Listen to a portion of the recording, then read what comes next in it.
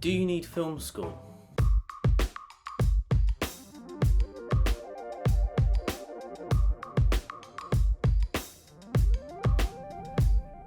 It really depends what you want from film school, what you aspire to be or do, and I think a lot of it comes down to what do you already know, what do you want to know, what do you want to find out. If you're an older person, sounds bad, older person. If you're a mature person and you maybe spent quite a few years already in the industry, then perhaps you don't need to go to film school because you've already got the necessary qualifications and knowledge to do what you want to do. But if you're not, and you're a young person, you're coming out of college, school, and you have an interest in media, then perhaps film school is what's best for you. On the other hand, going to film school may not be useful to you because there are other ways of getting into the industry than going to school. There are apprenticeships, and you can start as a runner. There are very small, low positions within a film set which you can occupy without having too much experience. But let's just say, for the sake of argument, that you are a young person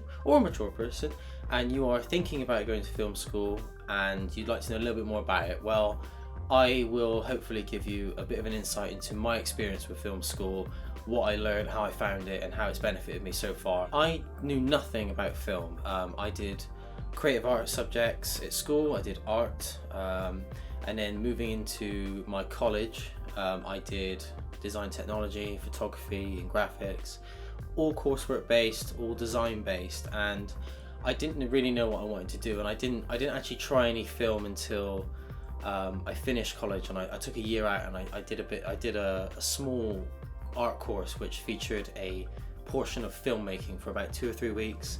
I fell in love with it. I decided it was really, really good. I really liked it. I found it very difficult, but it just incorporated a lot of the things that I enjoy, that I'm good at, and I found it much more challenging than a lot of the previous things that I had tried, and that was a big appeal to me. So I decided to start looking at film schools. I knew nothing about film schools. I knew nothing about film 3 weeks prior, and now I know nothing about film schools. The general consensus was the further away from London I am, the worse it could be. But that's not a rule. It's just how it seemed, how it looked, and how it felt. I wanted to learn how to make films first and foremost. I wanted to learn how to make films, and I had nobody friends-wise who was into making films. So for me, going to film school primarily was to find out how to make films, but also to meet like-minded individuals like me, people who could help me make films, because filmmaking is a team-orientated sport. You learn that very quickly, and you can't do it alone. You just can't do it alone, and you need to do it with people you get on with, or at least you can work really well with. And before going to film school, I didn't know anybody like that. There was nobody within my friends group that made films or could help me make films, so that was a really big part of me going to film school.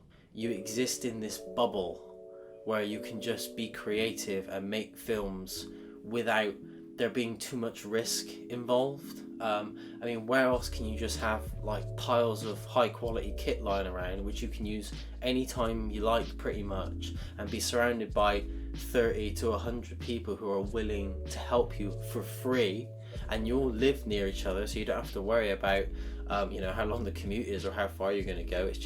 It creates this kind of unrealistic habitat where you can all just make films and be creative and fail a lot, and it's cost effective. So a big thing about film school is obviously teachers. They are at the center of it all. They're going to be the ones that show you how it's done. What I found with a lot of the schools that I went to open days for is that I didn't really rate the teachers. I would ask them, even though I wasn't very experienced, I would ask them, what films have you worked on? How long have you worked in the industry? And they would say, I haven't done much. I haven't done much in the industry, but I've written a book, and I did a thesis, and I used to be a critic, and I have a PhD.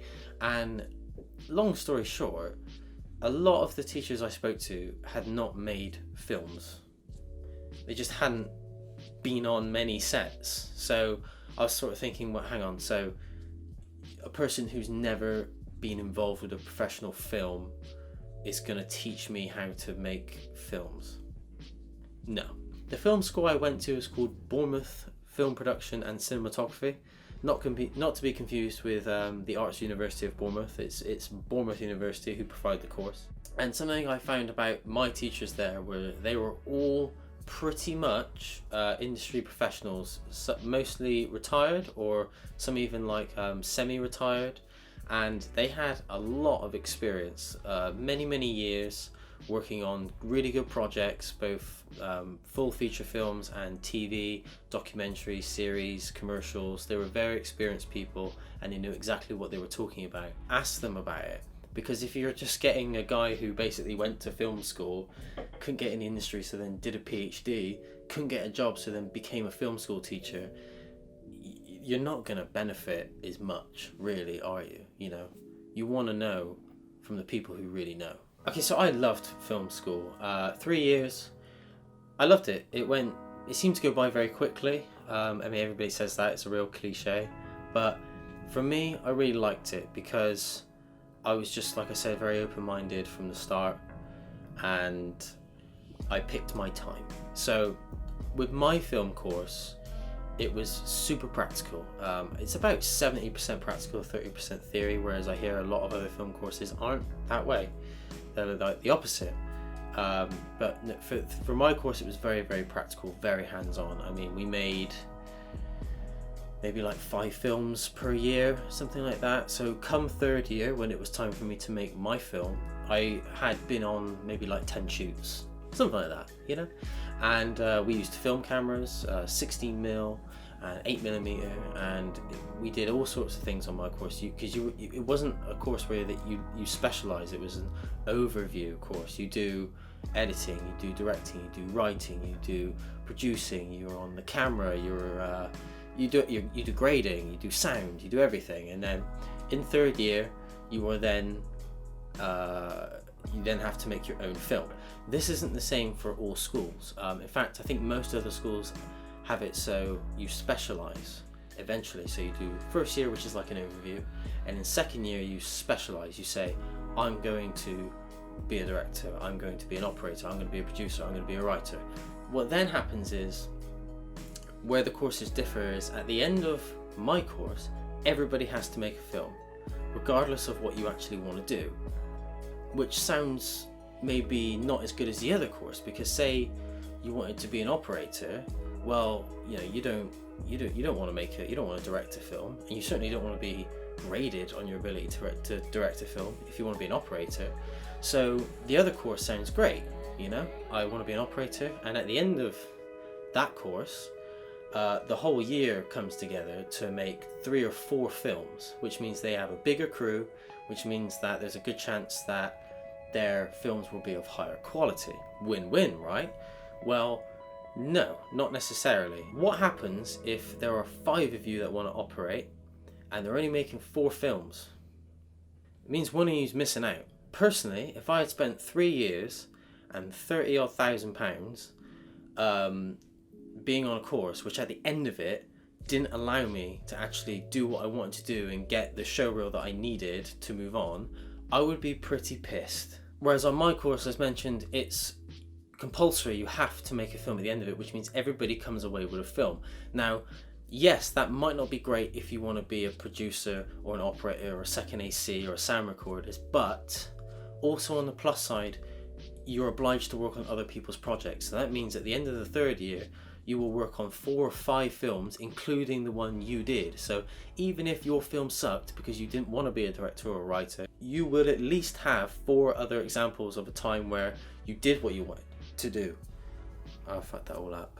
So when you're looking for a film course to go on, make sure that you know exactly how the format of the course is going to be. Is it going to be a case of everybody makes a film, or is it going to be a case of at the end the whole year comes together to make a film, in which case you'll have to then compete for the part, the role, the position that you want on that film, because it could have a really big impact on your experience and what you come out with. Is going to film school better than just starting in the industry? I I can't really say. I think anybody who cusses either one out is kind of an idiot. I mean, sure, you're going to get lots of people saying that, oh, I didn't go to film school and I'm doing just fine. It's like, yeah, okay, fine. All right, fine. But then I've also met loads of people in the industry who work in technical departments, and they always say, oh, but I've always wanted to make a film. And I say, oh, why haven't you? And they say, oh, I never get the time. I can't take the time off work. I can't afford to pay everyone because everybody in my circle, is an adult now and they want to get paid because they're used to being paid. And that's kind of it. It's like, perhaps maybe if you want to develop in the technical department, then maybe you are better off going straight into the industry and you're working yourself up. But you may not have the opportunity to make your own films, and I've mentioned it a few times, but that's the best thing about film school. Has it helped me get a job?